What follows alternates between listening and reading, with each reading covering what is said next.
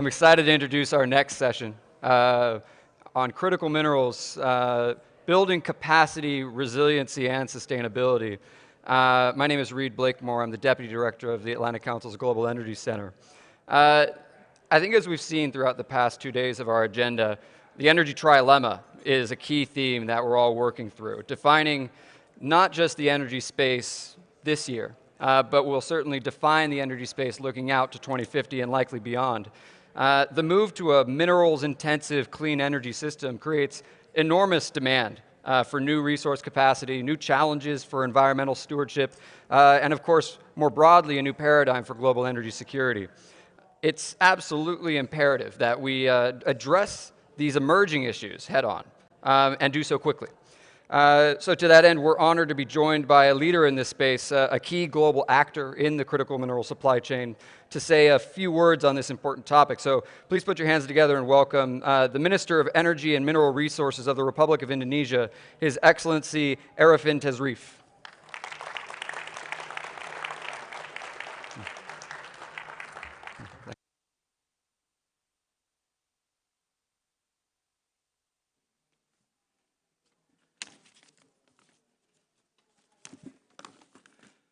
Good afternoon. I think this time is quite a heavy time for us after lunch, and then I have to move from the previous place to this place. Thank you for the opportunity. Honorable Mr. Frederick Kemper, President and CEO of the Atlantic Council. Thank you for inviting me to stand in this podium. Honorables, Senior Director, Global ETF Strategy, Invesco, Managing Director, Fannon Global Advisor, distinguished ladies and gentlemen. Critical minerals and their supply chains become a glistering issue among economists. In this slide, every country has various definitions and categorizations among critical minerals, including their criticality parameters and analytical levels. Critical minerals are very limited and very much needed to support clean energy. Geographically, there are in the several countries and refineries also in several countries. Therefore, global collaboration is needed together to be able to produce the minerals which is needed to support clean energy transition. Indonesia has a policy to increase mineral added value. Besides that, we have also to secure the supply chains to fulfill our demand in order to reach our target net zero emission by 2060. This policy is our noble intention so that our 207 million Indonesians could have a benefit from mineral resources so that they may get decent living, much better living condition than the previous. In the context of global supply chain, Indonesia hopes not only to provide raw materials, but to cooperate with other parties to develop large-scale downstream industries to create competitive outputs. We appreciate global players who have recently investing in Indonesia, such as PT Freeport Indonesia to build a copper smelter. So the smelting in the processing itself will be completed by hopefully within end of this year or 2000 or beyond this. PT Valley with Ford and YO to build an EV battery raw materials factory. Eramet and BASF to build an EV battery raw material factory. CATL and LG to build an EV battery raw material factory. Battery is very important for Indonesia, especially for the transportation. We have about 140 40 million vehicles in land transportation, which 120 million of which are two-wheels vehicles, almost half of our population. So if we assume, we calculate 1 liter consumption per motorcycle, multiplied by 120 million, it equal to 800,000 barrel oil equivalent per day. So you can imagine how we burn. We subsidize the fuel, but we are in the process to reduce, minimize, or even to be released from the subsidy. Besides that, we also have another advantage, reduced emission, reduce the noise, which will also improve our healthy condition. Not only in the land transportation, but we also consider about the marine transport. Indonesia is archipelagic countries. We have about 16,000 islands. So I make a joke that by the process, this island will be reduced automatically. If we don't care about the climate change, it will sink. So in this significance, Indonesia foresees several steps to enhance governance on clean energy. We implement on mineral downstreaming and policy on mineral exploration, especially critical minerals, through enhancing exploration, indexing rare earth elements inventories, mineral governance supervision, while maintaining environment sustainability. And second, we try to integrate supply chain between mining and smelter facilities, as well as to integrate the industrial users on mineral process products. We would like to reiterate that Indonesia is ready to cooperate with partner countries to develop manufacturing facilities on critical minerals to support the energy transition. So look forward to cooperate with you all. Thank you very much.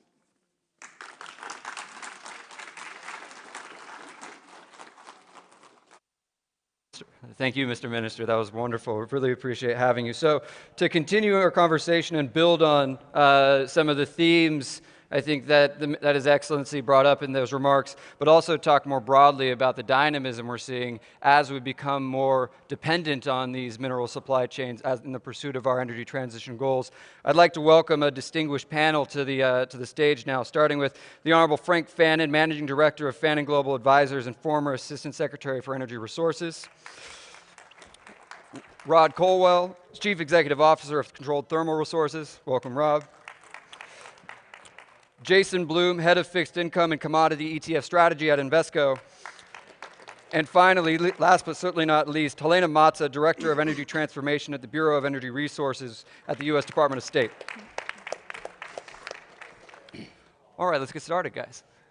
Frank, I'm going to start with you to offer us some general first principles on what we're looking at right now. The amount of mineral intensity that we're seeing come out of the energy transition is profound. We're seeing new supply chains develop before our very eyes. But at the same time, we're seeing a whole lot of risk around that space that we have some opportunities to mitigate if we act shortly and act quickly. Can you speak a little bit to how you see, our mineral-intensive future evolving and the risks and opportunities therein? Yeah, thanks. Great to be with you all. I guess kind of first principles, the COVID experience severely strained our traditional supply chains. It was kind of a wake-up call. Remember, people couldn't get toilet paper. People were freaking out. We had a complete rethink of where things come from, how we get them, and corporates had to start thinking about degrees of redundancy to ensure that there was, they could get the things that they needed. Then came the war in Ukraine, which effectively broke that thinking, broke the supply chain, and continued deteriorating relations with China ensures that the old supply chains are gone, and we have to reorder, and that's where we find ourselves right now. the challenge we have is this is a policy-induced energy transition, and we've heard a lot about policy, and the need to act quickly.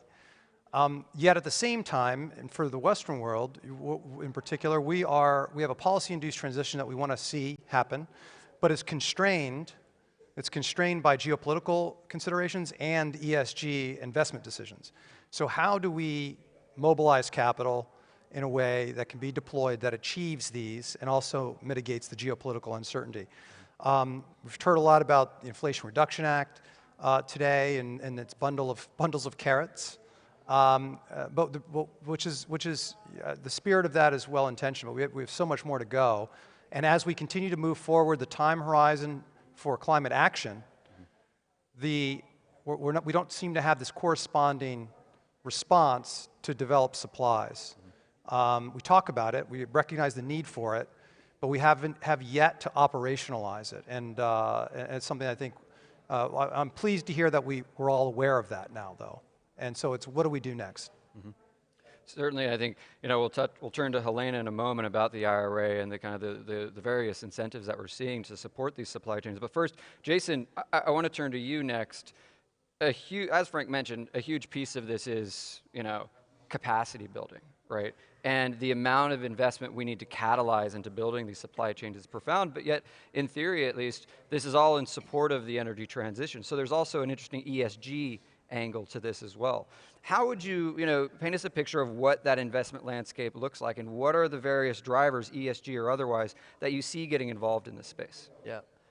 Well, investors, I think, that we speak with in the U.S. are generally pretty excited about the opportunity, just because they're excited about anything that's growing as quickly as it is.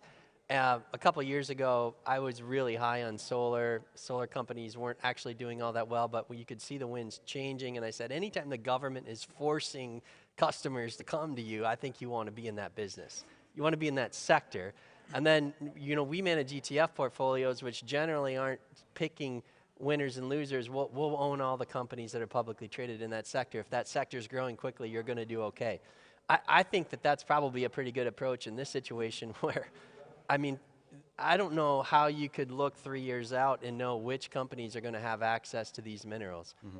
If the government and all the great work that they're doing is effective and they can get us at the table and get some of our operators in there, then if you own the whole basket, then that's probably the only sensible way in my mind to do it right now. ESG is kind of working out an internal struggle right now, because not only do mining companies not score very well from an ESG perspective, energy companies don't. So we've got an energy crisis, and if you're an ESG investor, you're underinvesting in the entire energy spectrum almost at this point. And does that really make sense? But ESG is also a work in progress, and it means different things to different people. In the United States, there's been a bit of a backlash. ESG was growing very rapidly for a couple of years. Last year, the flows slowed to a trickle, mainly because of performance. ESG portfolios that were underweight in energy performed quite poorly relative to traditional benchmarks. Mm-hmm. And you can always depend on American investors to chase returns. Mm-hmm. And so in Europe, there's more of a philosophical commitment to ESG. And so we saw ESG flows drop off somewhat, but they were still 15% of flows into ETFs. And I think in the US last year, ESG flows were half of 1%. So it's not really a problem in the sense that ESG has not been adopted so broadly that it's constraining capital, at least maybe not in the last year or two, but it was a concern. It's been growing, and that's just the ETF market. I think that at the institutional investor level, ESG has been adopted a bit more broadly, and so you are probably able to evidence the constraint of capital in the energy sector. And I guess what we want to make sure is we don't see that constraint migrating over to the mining sector just when we need to be, with having our foot on the floor of the gas pedal there. And I think I want to make sure that we spend some time thinking about how we make sure that doesn't happen. But first, Rod, I want to turn to you because you're our operator on stage right now. Controlled thermal resources. How are you interpreting both the opportunity for your company within a more mineral-intensive future, but also navigating the challenges of whether that be supply chain incumbency or the very sort of headwinds that Jason mentioned in regards to, capital flows? Absolutely. It's the resource where we're located in Southern California. It's basically a geothermal thermal brine that we recover lithium, and we're doing that at the moment. The crying shame of that, we actually do two things in the United States right now. So we recover, well, three or four things actually. So we produce power in the form, or energy in the form of renewable steam and electricity.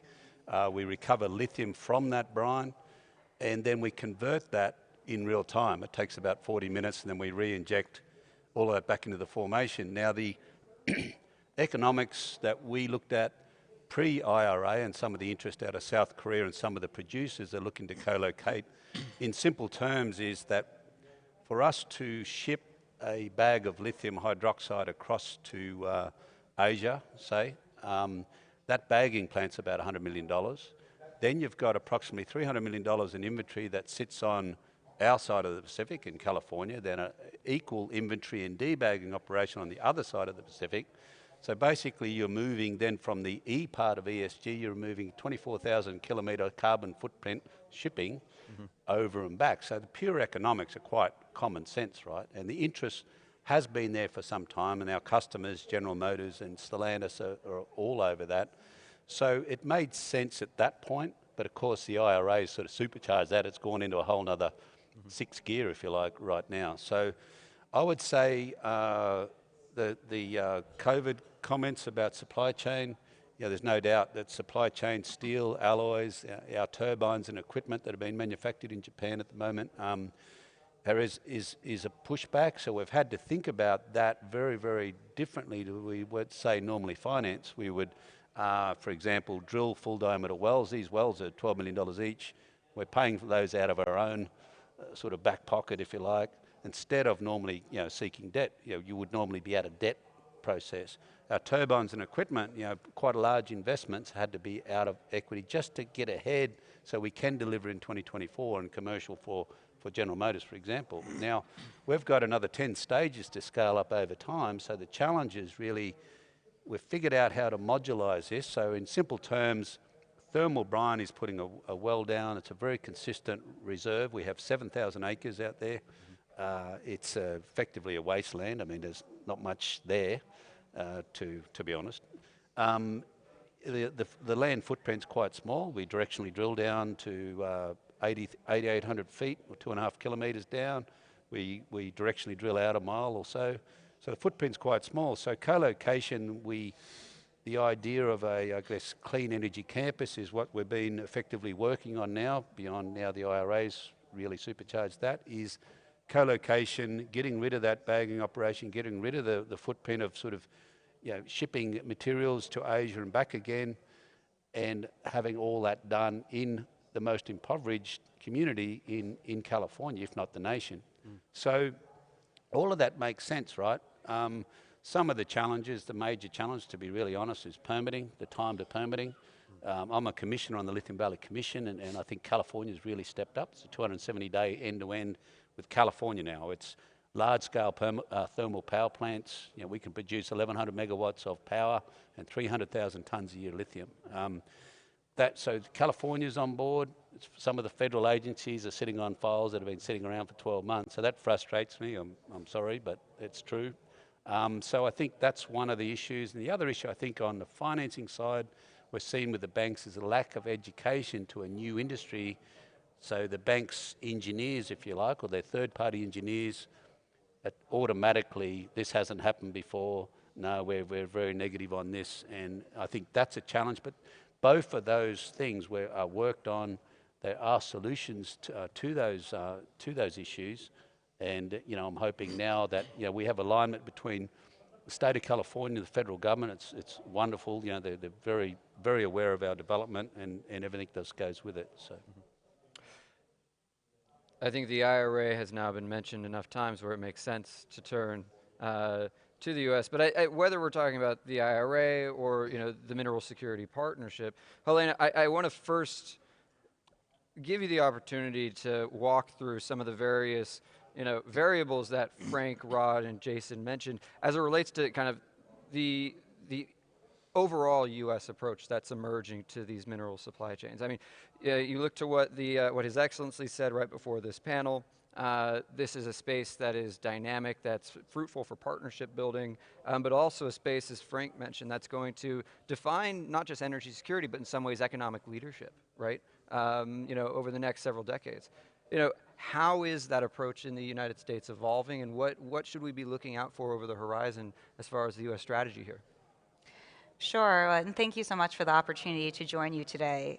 There's no question that coming out, as we're still coming out of a global pandemic, and in light of all the energy security challenges we've been discussing here today on various panels, the fragility of the global energy market with Russia's invasion in Ukraine and the implications for European energy markets and beyond, with an over-reliance on gas or any commodity from one source, has really put a very, very clear light on the types of geopolitical issues we will face, not only in our current energy system, but as that energy system evolves towards the cleaner energy system that will require these minerals and metal inputs. And so this is a huge part of the work that we focus on in the Energy Bureau at the State Department, where we're looking at the world energy security first and center. But maybe I'll take a step back before we get into some of those conversations, just kind of lay out some of the thinking of the administration, and then we can dig into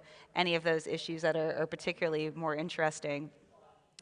So I always start these conversations really kind of laying out what the first days of the Biden-Harris administration looked like. And I think it's incredibly telling that in the first week of the administration, or the first 2 weeks of the administration, there was 2 executive orders that were released. One and first on tackling the climate crisis at home and abroad, and the IRA became the byproduct of that commitment, including some additional legislation as well, but also the executive order on securing American supply chains. And the issue we're talking about here really sits at the center of that. And there are a lot of themes that my colleagues on the panel raised that are really relevant to not only additional need and demand for the core inputs, mismatched timelines, policy, and I would argue also markets driving a good chunk of this transition. So the administration really wanted to demonstrate a commitment very early to these issues. First with the bipartisan infrastructure law, which among many other infrastructure investments had huge support in EV charging infrastructure. And then of course through the IRA itself, which is $300 and almost $70 billion, $30 billion a year for 10 years plus, that are designed to totally energize a new, cleaner economic system. And so much of that investment is not only going into the really important production tax credits for cleaner fuels and new renewable buildup with solar and wind, but a lot of it's going into the battery manufacturing space. A lot of that funding is going into new mineral production and processing. And we've seen a pretty steady cadence since that legislation was passed. In October, the administration announced ABMI, which is the new materials initiative that will be for interagency coordination, both domestic and international agencies, ensuring that we are taking into considerations from both our markets at home, but our foreign partners. In November, there was an announcement for $2.8 billion in grants for manufacturing for batteries, as well as new processing facilities. In November, DOE announced $174 million for 10 battery recycling projects and end-of-life reuse. And then even just last Friday, earlier this weekend, our loan program office, which was re-energized with $350 billion of lending capacity, announced a commitment for $700 million loan for new lithium production in Nevada. So you're seeing climate, energy, critical minerals, security, all becoming one narrative for this administration. Now, of course, I sit on the international side, so my job is to focus on how we bridge what we're trying to do at home with what we need to do with partners abroad. And there's no question that these are incredibly globally connected supply chains that not only require partnership for ensuring that we all meet our collective climate ambitions, but also, frankly, because no matter how much energy we put in our domestic market, and we will put a lot in, as you heard just about what's been announced over the course of the last year, there's always going to be a delta in our capabilities to meet our inputs at home, and our partners are in the similar situation. And so this is something the State Department was lucky enough to have a head start on. And 3-4 years ago, we started some really significant capacity development work around the world through the Energy Resource Governance Initiative, where we've spent almost over $30 million on working with producing countries on regulatory reforms, how to rewrite fiscal royalty regimes, how to think about the environmental assessments you need through co-located lithium and uranium products. So we developed a wealth of knowledge in how to bring in the right partners to ensure that when countries are saying they want to attract investment in their sector, that they have the framework to do so in the safest way, in a way that has their market as open as possible. Probably the most exciting piece, and I'll introduce it, but pause, of the work that we're doing in the international space now is a continuation of those efforts called the Mineral Security Partnership, which we've launched with 11 other countries and the EU in June of 2022. And the idea of this partnership is to work together on near commercial investment opportunities, not only within the four corners of the partnership, but in third-party producing countries, to ensure that we're able to help bring some of the public tools to help de-risk those investments. So I'll talk more about that a bit later, but that's a little bit of what the administration has been working on to date. I think a few key pieces, you said a few keywords, right, that I'm gonna key off on, and then turn to the rest of the panel as well to jump in. De-risking investments being one big piece of the pie here. The role of, I guess the balance you might see in terms of the IRA incentives to bring some of that, that supply chain home, but the MSP's role in building partnerships abroad and kind of how you evaluate those different partnerships. I might start on that MSP end and give you a chance to dive in there. How do you think through, right, engagement with the members of the MSP? Particularly because there appears to be, a bit of a Venn diagram emerging between the countries that are, you're participating with as FTA countries through the IRA incentives, right, and the countries you're kind of pursuing some broader engagement with through the MSP, and then you also have ERGI, stacked in there as well. What's the relationship between all of these various different internationally kind of driven partnership efforts? It's a great question. So as I mentioned earlier, while there's a lot of work at home to help not only boost production and processing, and of course battery manufacturing, there's also a realization that not only are these globally integrated markets, and they will remain to a certain extent that way, but that there is a demand that goes beyond that capacity that we should be working on, not only for our own ambitions, but for our commitment to global climate ambition, right? We're not the only country that keeps 1.5 alive. We need other countries to be able to scale up their clean energy investment and deployment, aligned with their own NDCs, with their own commitments, and with their own recovery plans, right? Many countries are trying to rebuild back their economies greener than ever. So that is always going to be a balance, right, between ensuring that we're prioritizing our goals and objectives at home, but knowing and working with our partners overseas for all the reasons I just mentioned.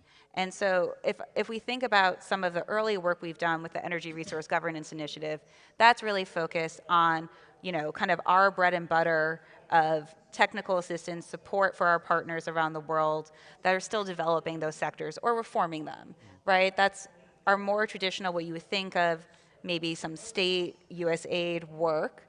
And it's focused on helping those countries have the tools and resources they need and require, that they ask for, as they're thinking through ways that they want to actually tender out concessions and revisit their permitting, and really kind of everything in between, and green their mining practices. That's a very long-term investment and support for a country. It's a long road, right, as you start developing, retooling a sector, just like in our own way that we're doing here at home. At the same time, there are many projects around the world, And we have countries that are mineral producing countries that want to be processing countries that want to have value added industry, whether they're on the Western Hemisphere or they're in the continent of Africa, or anywhere else in between, that are asking, how do we attract more investment? How do we have more competition? How do we have more interest in our sector in a way that's more inclusive to some of our economic development goals? And so to be able to kind of drive some investment and attention in that direction, we thought that it would make a lot of sense to work with partners that had similar goals as us, some of the similar de-risking tools, like for us, we have, of course, DFC and XM. Some of the MSP partners, like our Japanese and Korean colleagues, have other types of investment tools that can take equity stakes in projects. Together, we're able to offer more than we can alone for those other countries that are trying to develop those value chains. And to be completely candid, which maybe you should never be in an open forum, not all of that's going to come home, and that's okay. The idea of our work is to, of course, first and foremost, support our goals here in America, but also our partners. And in this case, this is a global ecosystem. And so I think that's how it works. Every country we're talking about, so many of the countries in the partnership, we all have our own national strategies and approaches. The EU has been on various panels over the course of the last 2 days talking about their raw material alliance and other initiatives that they're developing. The UK has their own critical mineral strategy.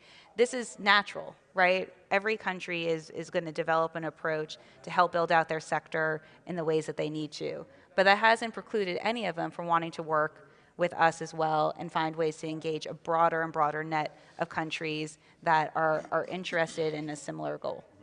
I want to, Frank, I want to bring you in on this idea of partner management, right? It's I think Helaina phrased it really well in that there is an overarching level of interest, right, across the board from both countries that are centers of demand, but also, have resource potential to engage in the supply chain and offer value add to their industries. When you look at that level of interest in a growing supply chain and an evolving supply chain, what are the pitfalls that I think that we should be mindful of? How should we be thinking through, what makes a good, partnership in the mineral supply chain? Yeah, it's a big question. I mean, and that's when you start to operationalize all of these good big thoughts. The meeting and the grip and grin and the nice picture with the flags behind it isn't the outcome. It's actually getting supply and improving America's security. We need to move beyond these, China has 70 to 90%, whatever the outrageous dominance, we need to reduce that. That's the metric, that's the KPI. So, I look at that and think, where in history is government the leading indicator? Government always follows. The private sector leads. So what happens, that's why this energy transition, I made the point of a policy inducement, it matters because traditionally you have a new energy type is developed. It's better, it's more efficient, it's easier to transport. Then government, after it's publicly adopted, comes in to regulate it. This is in the inverse of that. Government's saying, hey, we need to do this. And even Fatih Birol admits that to achieve the policy, we have to, the technologies haven't been invented yet. So how do we do all this, do it in a way that's fast? We spoke a lot about the Inflation Reduction Act, and as I said, I think the spirit of it is absolutely right. But we can't out-China China. We can't deploy the same amount of capital that China can deploy. I was involved in taking a mining company public on the New York Stock Exchange last year. And talking to bankers, talking to analysts, investors, part of it was they recognized that a lot of these assets are on private land, not federal land. That's a material issue in terms of U.S. companies. So how do we address that? How do we, and then when it comes down to partner selection and the operationalizing these ideas, is it the country or is it the project? Are we going to look at the actual trade patterns, because what is the objective? The objective is to have a secure, reliable, responsible supply chain, and one that's transparent and that can be measured, just like US companies or European companies have to disclose. If a US or European company is reliant on a supplier who refuses to disclose anything, how can it have any integrity? So I think this is going to be the hard yards for the administration to talk to their partners and allies to put some teeth on this, or else it's just messaging and China will continue on. The other thing I think that we have to talk about is, what is the objective? Is the objective to just have cheap stuff, or is the objective to have it secure and reliable and responsible? Because to do the latter might cost a little more. You know, slaves are less than union workers, as we've seen in the case of Xinjiang and the forced labor, the Uyghur Prevention Act.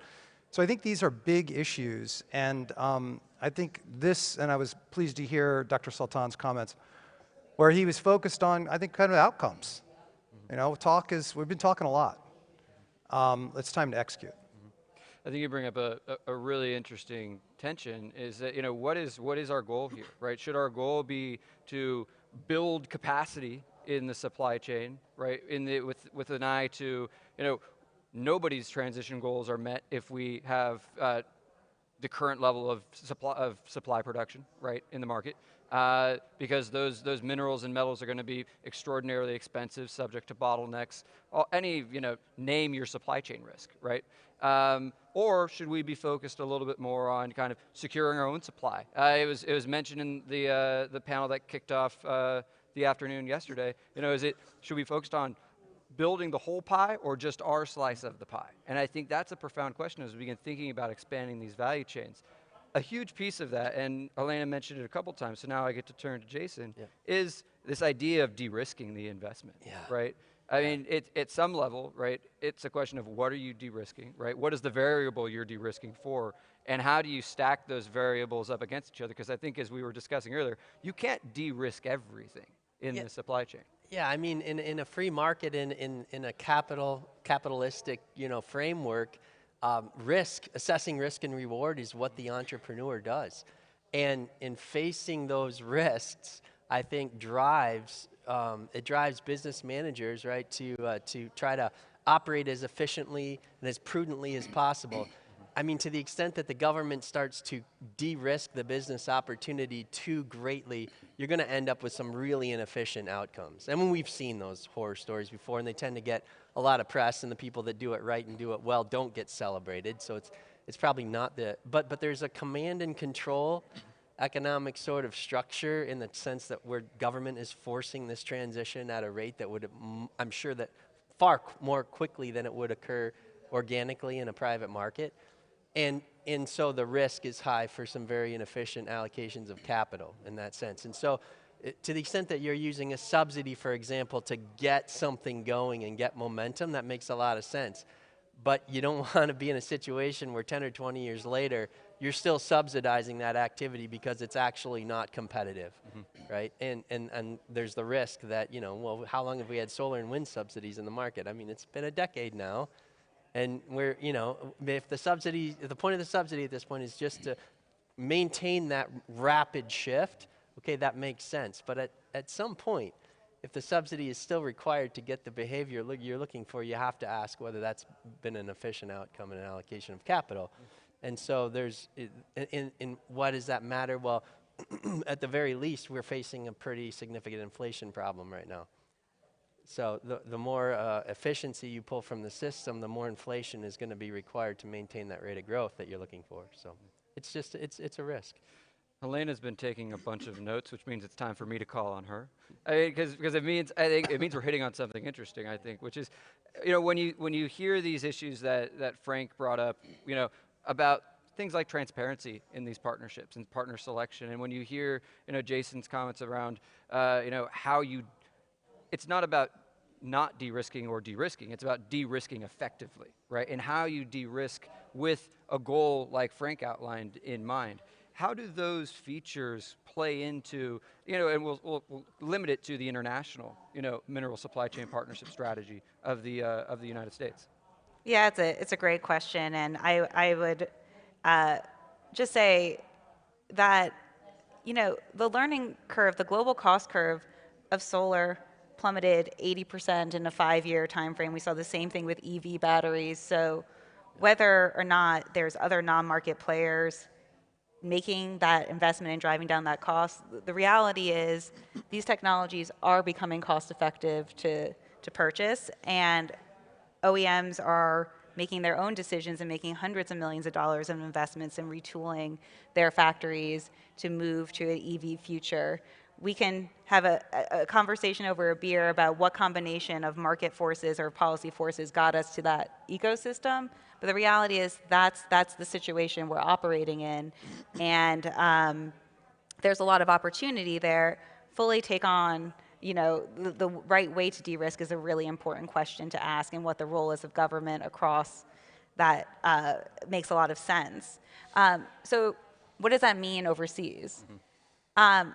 Well, for the work that we're trying to do, either through the MSP or just more broadly in our diplomatic engagement, is about ensuring that we do any sort of engagement really focus on holding up the highest ESG standards, ensuring that we're actually creating a level playing field for companies that are already following those types of rules of the road here in our market and other Western economies as well, because that is what these countries are asking for. They're asking for the type of investment that hires their people, that protects their people, that takes into consideration the health and welfare of communities, that invests further down in their economic development, whether that's countries that are asking for battery precursor capabilities, or you kind of name it, ultimately with the goal of trying to participate in the full manufacturing supply chain. There's ways that you get there, right? And there's considerations, and to the point that Frank made, that's occasionally going to cost more, right? And those are decisions that countries will have to grapple with. But at the end of the day, those standards, that transparency is really the key to ensuring that we're able to reach that end state. And so these markets will shift over time, but I do think, of course, this isn't all government's role to play. We wouldn't be able to do any of this without the private sector informing us and, frankly, telling us where they need help, right? It's not us, at least in the overseas sense, going out into the world and saying, this is where we want to be. It's usually industry coming along or country partners coming along and saying, hey, we need help. We're almost there. We're not quite there.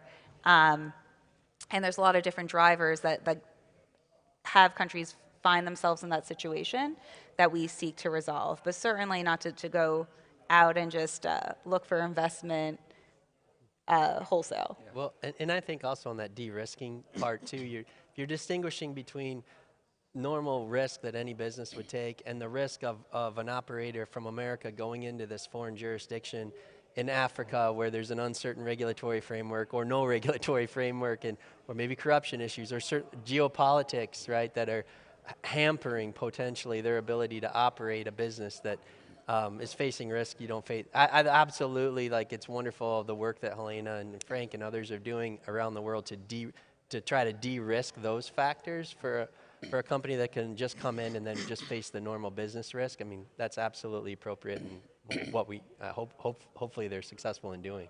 I mean, and that's just part of the important work of actually expanding capacity within the supply chain. But one thing you mentioned, Helaina, that I want to turn to Rod for is you mentioned you want to hear from the private sector, allow the private sector to lead the way. A huge piece of that is the industry partnerships we're seeing develop in the private sector, right?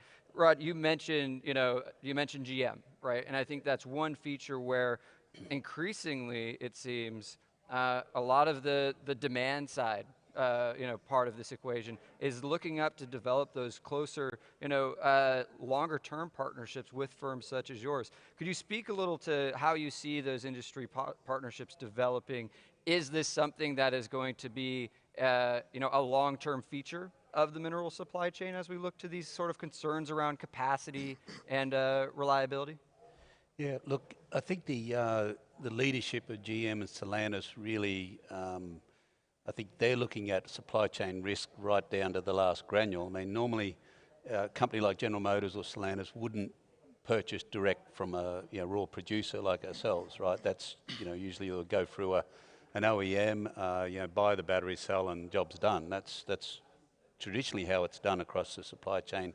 And I think this was recognised in 2018, 2019 in our early discussions with GM, then Stellantis, where they could localise it. And some of the driving forces, and a really big driving force for both of those organisations, are their ESG governance sort of own internal corporate governance manuals that they're living to. They really are. So sustainable sourcing of materials is a real driver for GM and Stellantis. For example, hard rock mining, lithium produces 15 tonnes of CO2 per metric tonne of lithium produced. We produce 0, so there's a sort of an offset there. So, and that thinking, the interesting part about this is we're all in think tanks every week because this is unprecedented in a way. This is a whole new sort of way, whether it's direct purchase of materials, or whether it's co-location of creating a clean energy campus that just doesn't exist anymore, and to the points I raised earlier, right? So, and we just don't know what we don't know, but it needs to happen. I think time and timing is everything. To Helena's point, I mean, I must say the federal administration, the Biden administration, have been nothing but just brilliant in the assistance and coaching us all through this sort of maze that we're trying to figure out, and we've turned a few wrong right-hand turns on the way. But basically, time and timing's everything. We need to produce at least, we've sold 120,000 tonnes per year, right? And that needs to be produced before 2025. A lot of it needs to be done in 2024, leading up to that. So it's an interesting, it's a problem, and the financing to fully develop this resource is we're going to have to access about $10 billion in the coming years. You're talking major ramp up like big oil, that it's white oil if you like, or but I guess that's the challenge. We're up for it. Scale up. It's not one drill rig anymore, it's 6, and it's equipment that needs to be, the shops need to get going in Houston and all over the place to be able to produce that. We've still got to source the steel, the alloys and everything else that go with it. So it really is a challenge. It's a real. The government, governments of state of California and the federal government have recognized that. And I think, if you think about production of, with the IRA, production of, say, lithium that we produce, or manganese or other minerals, but also the conversion and the all of the way downstream that can localize that all the way to a battery cell, and so on and so forth. You mentioned, that figure you mentioned, the billions of dollars you need to build that supply, that needs to be put into the ground effectively, not just into the ground, but into processing and into the cathode manufacturing. Jason, this is that capital out there, right? And how quickly can we get that capital into these projects, and what are the obstacles you see to get it there? Well, I mean, it's absolutely available, right? I think that certainly, it's like any capital allocation, you're going to be looking at your return on investment, which is going to be, measured against, right, the prevailing rate of interest, the cost of capital. It might be a little bit. You might have to prove the return a little bit more than you did a few years ago when interest rates were near 0, as I like to say.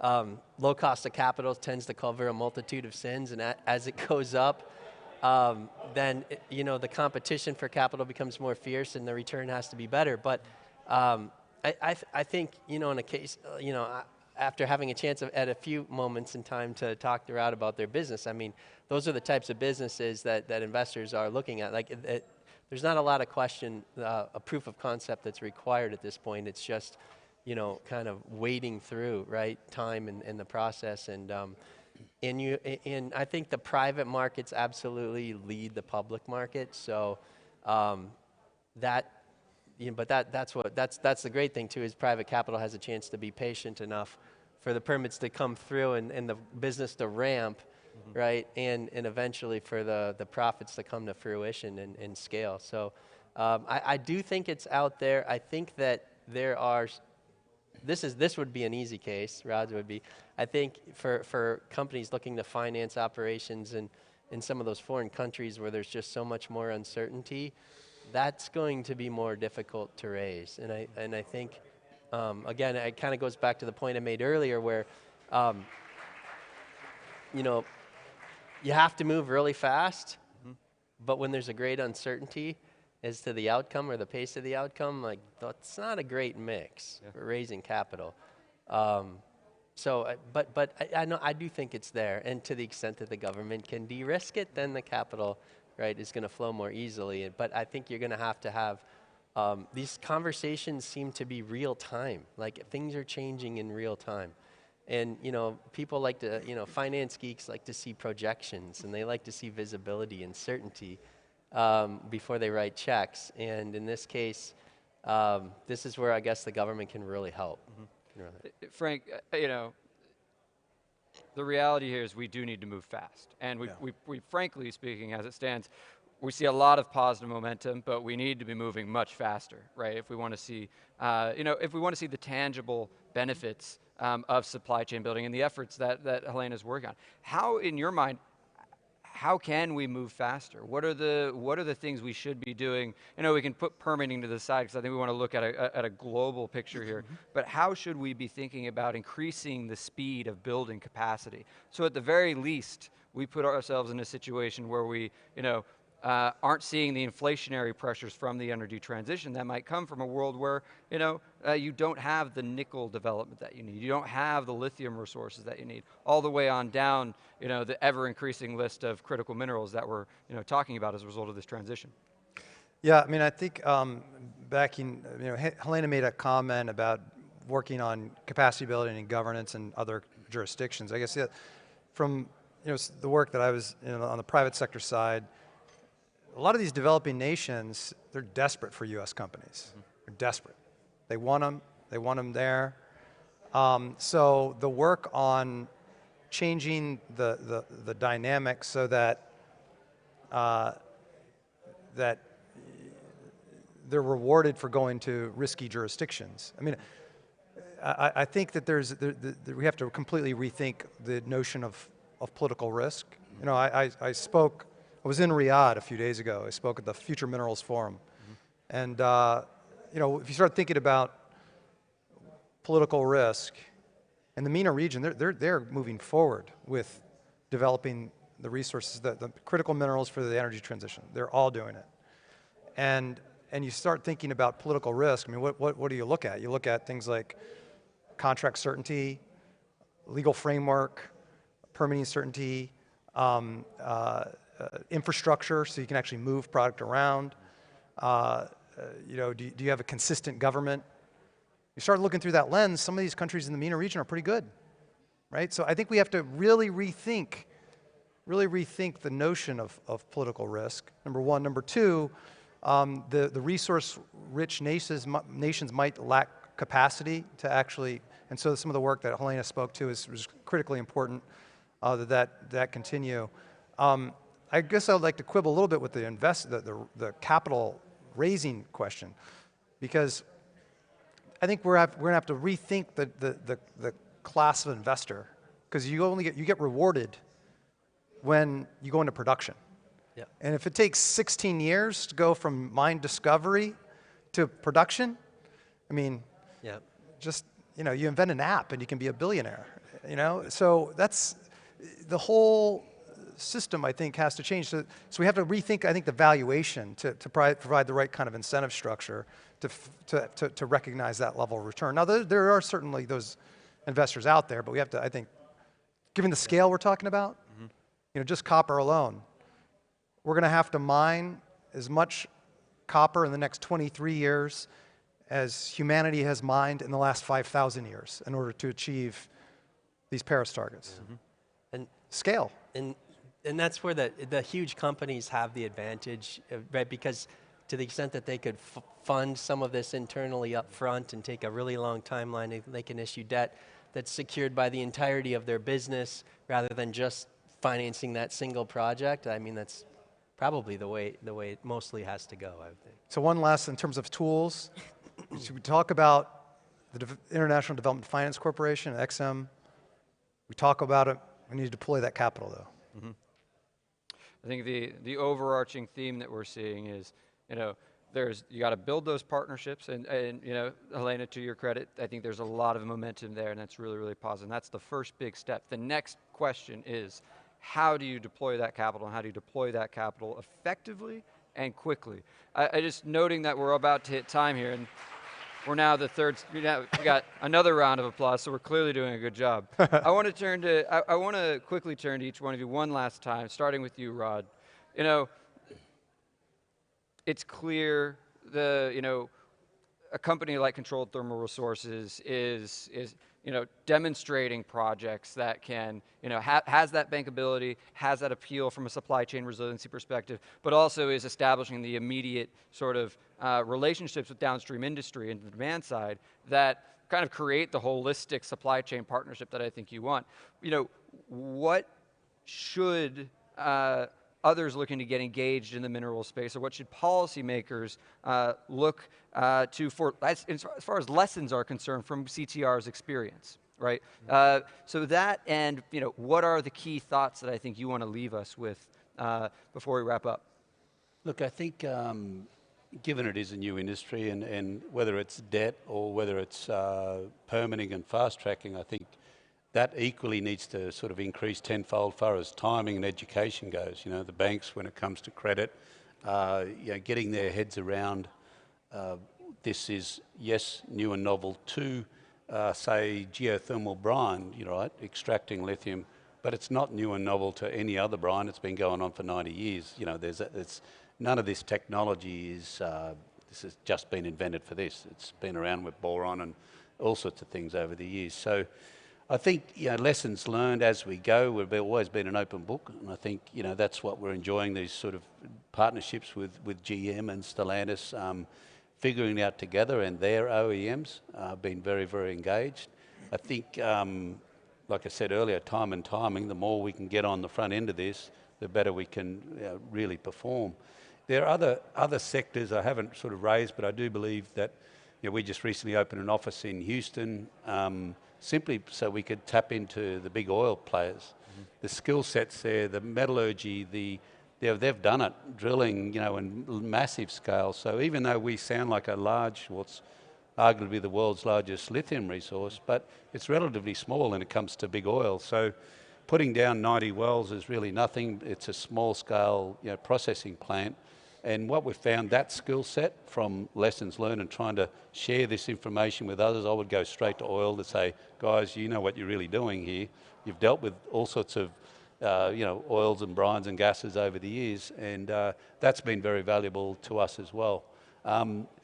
Untraditionally, we had no choice, but like I said earlier, to go hard on the pocketbook and order long lead items because we're not ready for typical bank finance, or the banks are not quite understanding our industry. So I believe that, I'd hate to say we're a lost leader, but we're in there somewhere. I think bringing in this, that transitional and the skill set again of oil. Yep. GM's, been in the supply chain, and Stellantis for over 100 years. They really know their stuff. You've got some great people. So I think utilising that knowledge and applying it to projects. Mm-hmm.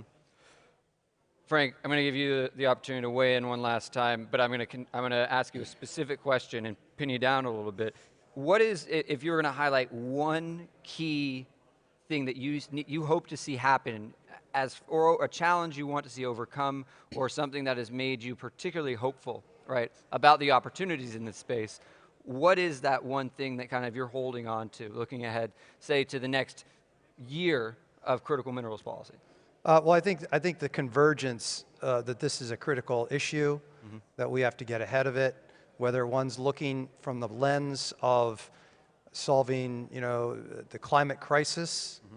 or if it's from the lens of national security to recognize what two administrations have very different administrations have both confirmed that China represents the greatest threat to our country and liberty around the world, that we have to get ahead of this stuff and take control of this new dependency that we are on, and how do we get out of, how do we extricate it and not kind of go down the way of Europe with Russian gas. You know, a couple years ago, Xi Jinping just toured a rare earth facility, just took a tour, had the China media follow him around. Prices of rare earths went up. All he did was take a walk through a factory. We cannot be under that threat. And the more insidious point I would like just to leave, and that's why some of these efforts that the U.S. through bipartisan lens is seeking to counter. The more insidious threat isn't though always the discussion about, well, what if China prohibits export? The more insidious threat is their dumping and undercutting the economic basis for U.S. investment. And that's why some of these levers, that's why I think that there is a proper role for the U.S. government. And I'm pleased to see some tools are being deployed. Great. Jason, any final thoughts on the financing front? Well, you know, I get to go across America and really talk to all of the demographic about investing in clean energy and in commodities on the physical side. And I think one of the things that's frustrating is that this endeavor that gets so tied up in the politics of climate and climate crisis, and you know, there are places in the southern United States where you can't mention ESG or they're just going to kick you out of the office. And then there are places in the Northeast or California where, you know, you don't bother talking to me about commodities or energy, anything like that. And I'm tremendously excited about the work that's being done here. This is a problem for all Americans. It's a problem for every person in the world. And my hope would be that people on both sides of the aisle would begin to speak about this as an issue. Maybe get below the politics and just talk about policy as it relates to Americans' lives, what it means for everyone in their real life every day. And it would be really nice to kind of get below. And I think Minister Al-Kabi kind of spoke a little bit to that about, you know, politicians really getting involved in this that aren't really tied down right to the facts and the specific policies that relate to those facts. So anyway, I'm going on and on here, but I think you get the point. This really isn't about being a Democrat or a Republican. It's really being about an American, and I think we could pull together rather than be divided by this. I think, you know, that ties in really well to giving Helaina one last chance to jump in on this, purely because I know you've been a leader on these issues in the Biden administration, but you were also working on these issues in the previous administration. So speaking to, you know, the bipartisan nature of the problem, right, and the bipartisan level of commitment to solving the problem. Can you know, any final thoughts you want to leave us with? Yeah, I thank you for that question. This is the most transformative moment since the Industrial Revolution for economic change, for economic growth, and we're sitting in the middle of it. And to your point, when we started having these conversations 4 or 5 years ago, this would not be a panel conversation at a big energy conference. It would be a conversation around the table with a few people, and we'd have to start from the beginning of like, this is what's in a battery, this is graphite and manganese. And we didn't even start with the demand, we didn't start with the chemistries. We went straight into the geopolitical dimensions of this issue set, the opportunities, and I think most importantly, we spent almost the whole hour plus we took on this conversation talking in practical terms about how we can bring massive capital investment across this whole supply chain from mine to EV. This conversation's evolving. It takes on all the themes, all the issues, whichever direction you're looking at it. This is the reality of a huge opportunity for our future, and I remain highly optimistic that we will start making our way through all the answers for the questions we raised here today. Well, with that said, I think that wraps us up. You're right. I'm partially to blame as the moderator for letting us go an hour plus, but this is, in my opinion, one of the key issues that will define energy fora to come. When we return to Abu Dhabi, and most importantly, be an issue that we have to think through seriously on the road to COP28. So with that, I'd like to thank our panelists for joining us today, and let's give them all a round of applause. Please.